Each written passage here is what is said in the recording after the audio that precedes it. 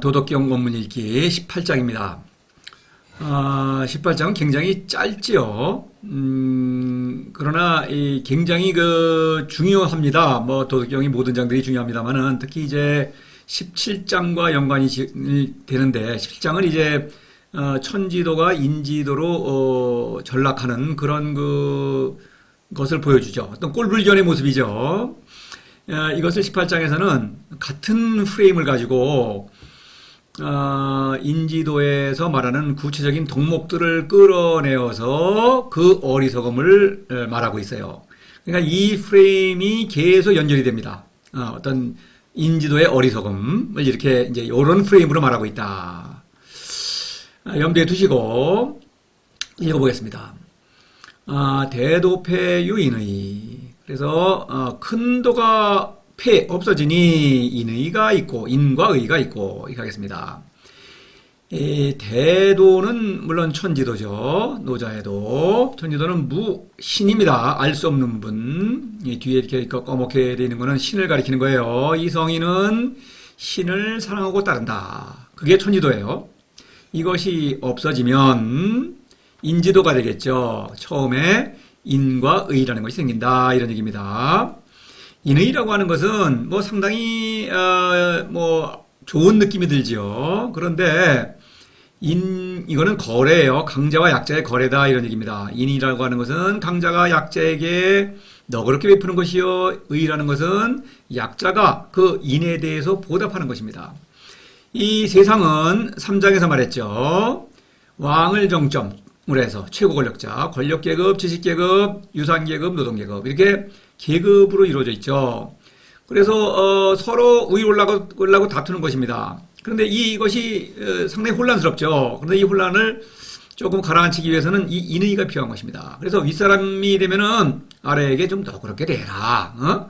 안 그러면 불평불만이 너무 많을 거 아닙니까? 그러면 또 이 인이라는 것을 아랫사람들이 혜택을 받았다면은 당연히 마땅히 갚아야 된다. 그게 의입니다. 불평등 거래예요. 대개 인이라는 것은 물질적인 게 많죠.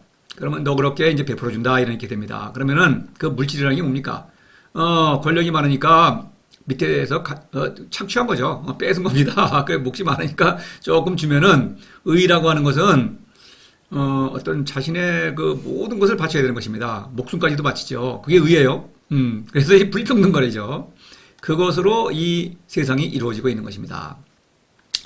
인이라고 할 때 이 5장을 보십시다. 천지불인. 그래서 인이 아닙니다. 성인은 바로 이걸 말하는 거예요. 제자외과 이제 공자를 생각하면 쉽습니다. 공자가 말하는 인 이런 거는 실천하지 않는다. 천지불인, 성인불인 마찬가지죠. 그거는 가짜 사랑이니까. 반면에 8장에서는 여선인 그랬죠. 그래서 성인은 인입니다. 여기서는 참으로 너그럽다 이런 얘기입니다. 가장 너그러운 거 뭡니까? 자기가 가진 것 중에서 가장 귀중한 거를 남들과 나눌 때 그거 너그러운 거죠. 근데 성인은 어떻습니까? 도를 실천하고 있죠. 그래서 누구에게나 도를 실천하기를 권유합니다. 가장 좋은 것을 권유하는 것입니다. 모든 사람과 함께 나눠요. 그러니까 참으로 인이죠. 너그러운 거죠. 그러니까 글자만 가지고 이거 뭐 헷갈릴 수밖에 없죠. 말이 안 되는 것입니다. 글자만으로는. 자, 이런 얘기예요. 인과 의가 있다. 이렇게 세상은 이루어진다. 이런 얘기입니다. 지혜출유대이. 지혜가 타동사입니다. 학문을 내놓으니 지혜가 넣으면 큰 거짓이 있다는 아닙니다. 지혜 자체는 거짓이 아니에요. 지혜가 학문을 내놓으니 인지도 가짜도를 내놓으니 그 가짜도는 큰 거짓이다. 이 대라고 할 때요. 노자의 도는 대도죠. 대라고 할 때는 모든 것이라는 의미를 함축합니다. 대. 그러니까 모든 것을 포용하고 모든 것을 다스린다. 신을 사랑하고 따르기 때문에 가능한 것이죠. 이것은 신의 지혜로 가능한 거예요. 미와 추, 선과학을 모두 포용하죠. 그런데 학문은 어떻습니까? 미와 추, 선과학을 구별한 다음에 미와 선만을 추구하니까 모든 것이 안 되죠. 대가 될 수가 없는 거예요. 근데 이 도는 도라고 주장을 해요. 그러니까 이거는 다 거짓이다. 대위입니다. 하나도 참된 게 없어요. 그러니까 여기 인의, 이거 아름답게 보이는데 뒤에 나오는 것도, 효자, 충신 나오는데, 다 이거는, 생각해 볼 것도 없이 거짓이다. 이런 얘기예요.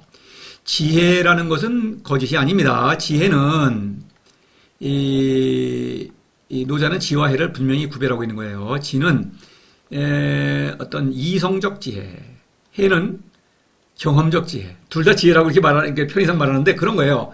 이성과 경험.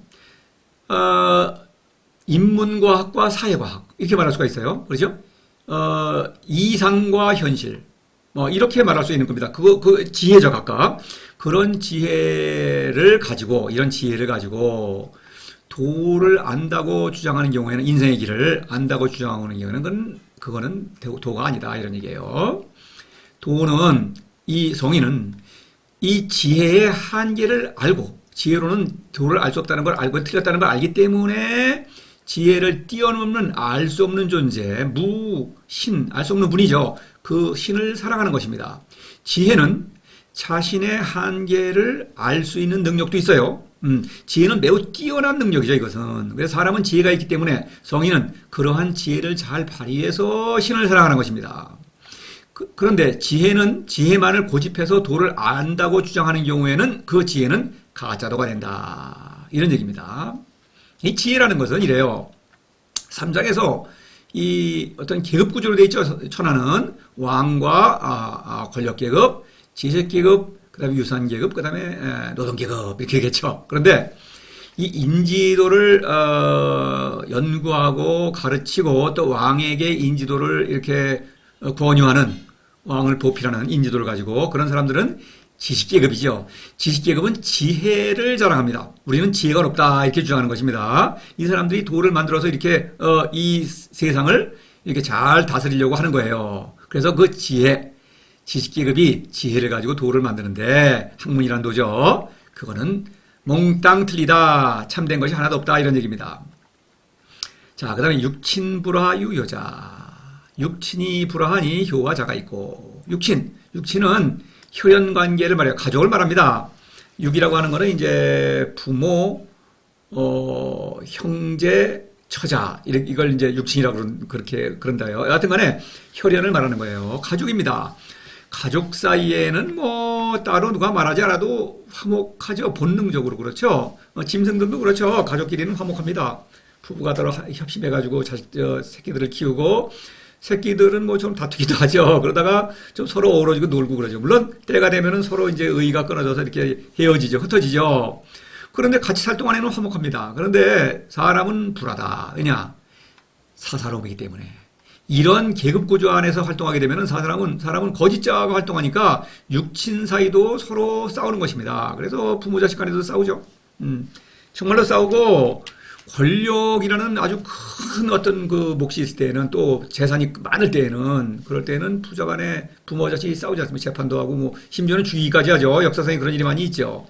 형제는 말할 것도 없고 뭐 처자 말할 것도 없죠. 출세하려고 처자식 버리는 일이 뭐 요즘은 뭐 흔하죠. 그런 거. 옛날에도 마찬가지입니다. 그거는. 그러니까 서민들 중에서 먹고 살기 어려우면은 처자식 버리고 그러는 일이 있지 않습니까? 그래서 속상하다고 뭐 일이 안 풀린다 그래가지고 불하다. 그러니까 사회가 안 되겠죠. 그러니까 이럴 때는 효자다. 이렇게 하는 것입니다. 인의에서 발전한 거예요. 효라는 것은 아랫사람이 윗사람을 공경하는 것이죠. 자는 윗사람이 아랫사람을 사랑하는 것입니다. 좋은 거죠. 그런데 이것이 법이에요. 이거 강요된 법은 아니지만 이거 안 지키면 어떻게 됩니까? 폐륜 이거 용서할 수 없죠.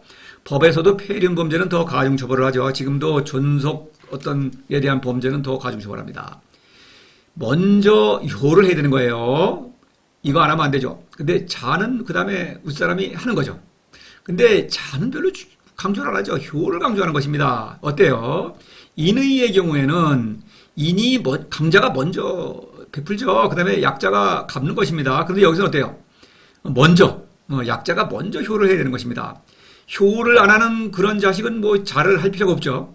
그런 거죠. 그러니까 이거는 더 힘의 관계가 더 심화된 거예요. 이거 육친 사이에는 어떤 본능적인 정감으로 다 어우러질 수가 있는 것인데, 이걸 하나의 윤리규범으로 딱 만들어서 법으로 만들어 보니까 이건 또 어때요?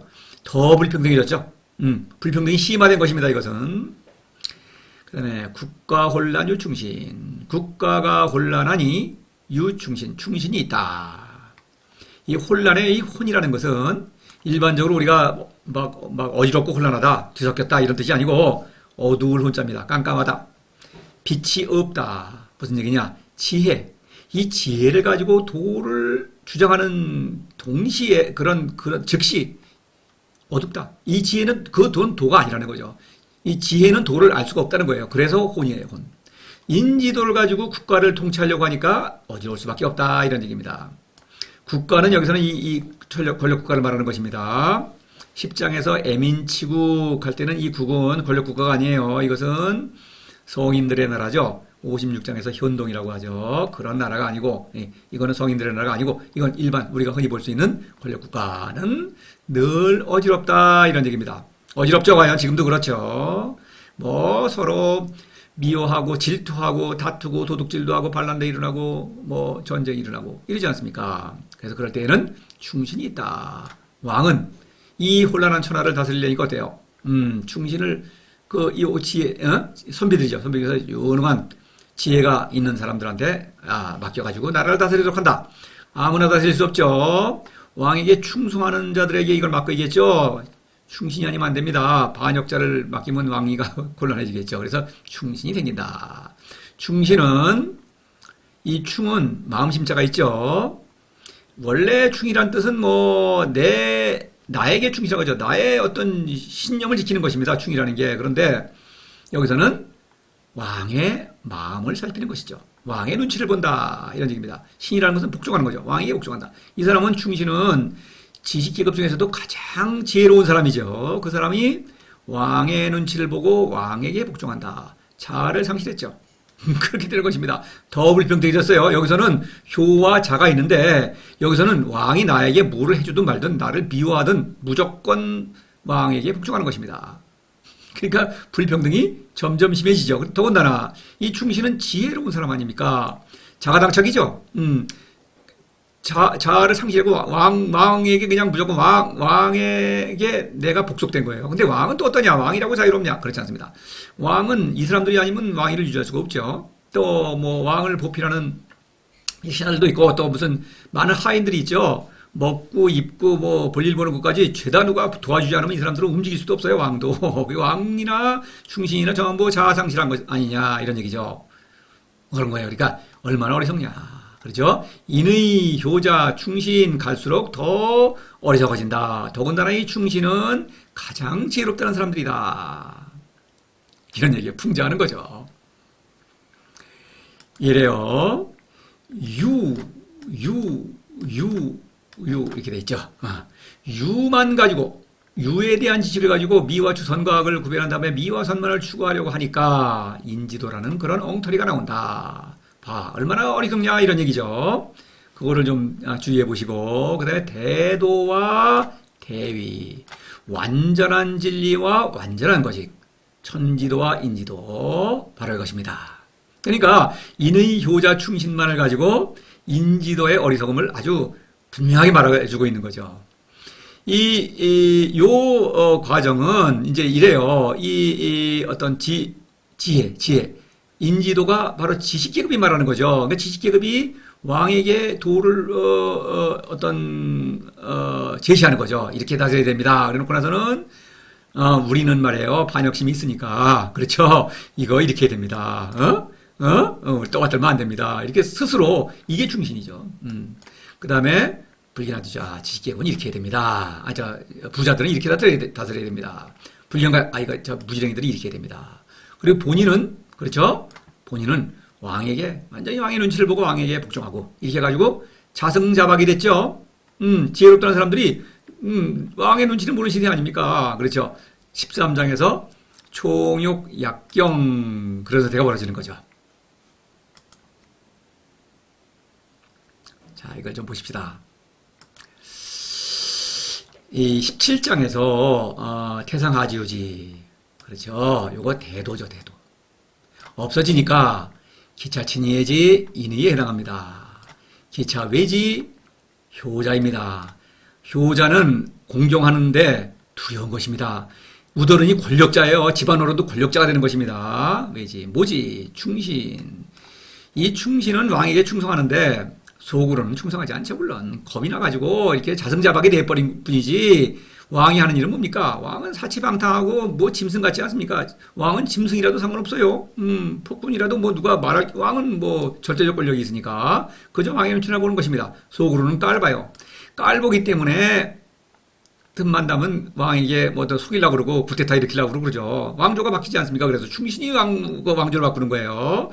그러니까 위선자죠. 이것은 이런 것입니다. 결국 신부적원 유불신은 대도는 믿음이죠. 신과 나의 믿음.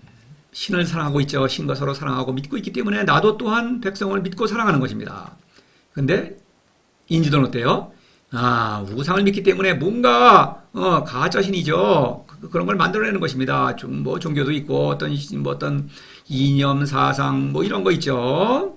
그런 것들이 세상을 지배하고 있지 않습니까? 학문이라는 거죠. 그런 것이 믿지 않기 때문에 사람을 믿지 않으니까 이런 인위적인들을 만들어내서 아무리 강조해본들 그냥 일단은 지킬 수밖에 없겠죠. 그러나 그 불평불만 그러니까 늘 천하는 국가 혼란이다 이런 얘기예요.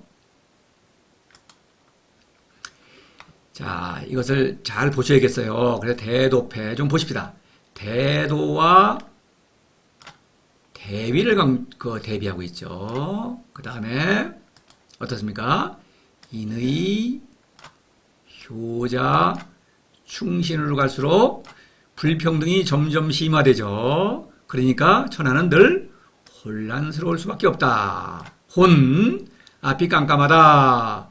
지혜는 잘 보여야 되겠죠. 그런데 이 지혜로는 도를 할 수 없다. 그러므로 대도 천지도만이 올바른 도다. 이런 얘기예요.